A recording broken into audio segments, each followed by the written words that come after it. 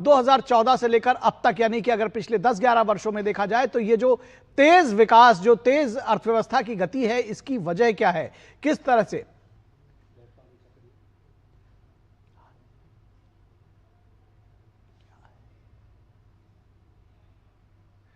और ये आपको तस्वीरें हम दिखा रहे हैं। प्रधानमंत्री नरेंद्र मोदी ने भारतीय एआई स्टार्टअप्स के साथ बैठक की अध्यक्षता की है। सबसे पहले हम आपको इन तस्वीरों को साझा करेंगे।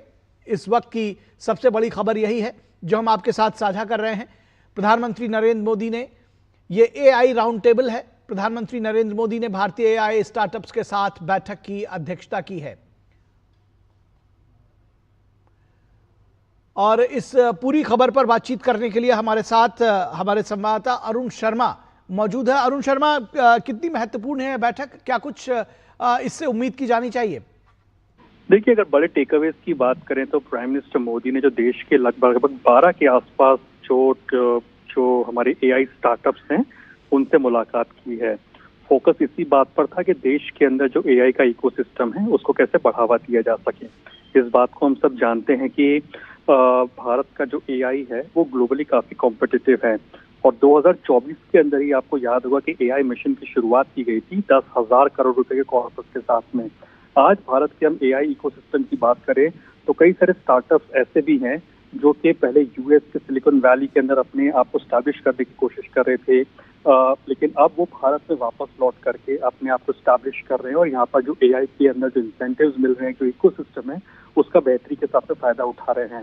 भारत में जो इंडिया एआई मिशन होने वाला है उसके तहत ये जो टॉप के जो स्टार्टअप्स हैं, इस बात को हम जानते हैं कि ऐसे स्टार्टअप्स हो गए जैसे कि सर्वम एआई हो गया, ज्ञानी एआई हो गया, ये सब एक तरह से एआई मिशन के अंदर पहले ही कई राउंड्स के अंदर जीत भी चुके हैं और अब एक तरह से ग्लोबली कॉम्पीट करने के लिए आगे बढ़ रहे हैं।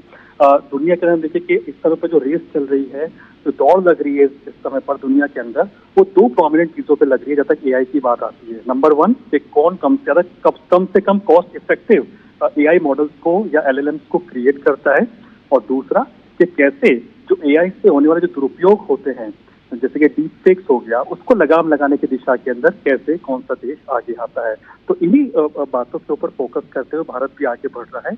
तो आज जब प्राइम मिनिस्टर नरेंद्र मोदी का इंटरेक्शन रहा इन जो स्टार्टअप के जो फाउंडर्स है जो कि खास करके एआई के अंदर काम कर रहे हैं, तो इस बात को भी दर्शाता है कि देश के अंदर जो इकोसिस्टम है जो एआई को डेवलप करने के लिए वो काफी कॉस्ट इफेक्टिव हो सके और सिर्फ वेस्ट को कॉपी करता हुआ एआई ना हो इस देश के अंदर कि वेस्ट ने जिस तरह की एआई मॉडल्स को अभी तक बनाया है उसके हिसाब से हमारे देश के जो एआई मॉडल्स हों वो कैसे हमारे लोगों की जरूरतों को पूरा करता हुआ बनाए जाए और कैसे दुनिया के लिए वो जो लैंग्वेज मॉडल्स हैं या फिर जो एलएलएम्स हैं वो बनाया जा सके, जिससे कि दुनिया भर के लोग जो है वो भारत की जो एआई मॉडल्स हैं उसको ले सके। तो जाहिर सी बात है इन्हीं तमाम चीजों पर एक तरह से फोकस रहा जो प्राइम मिनिस्टर नरेंद्र मोदी का इंटरेक्शन हुआ इन टॉप एआई के जो जायंट्स आप कह सकते हैं जो स्टार्टअप्स है उनके साथ में।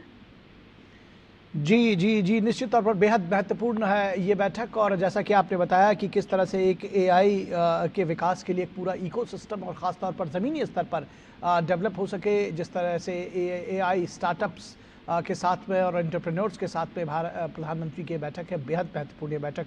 आगे भी हम आपसे इस पर अपडेट्स लेते रहेंगे। फिलहाल बहुत शुक्रिया इस तमाम बातचीत के लिए अरुण शर्मा।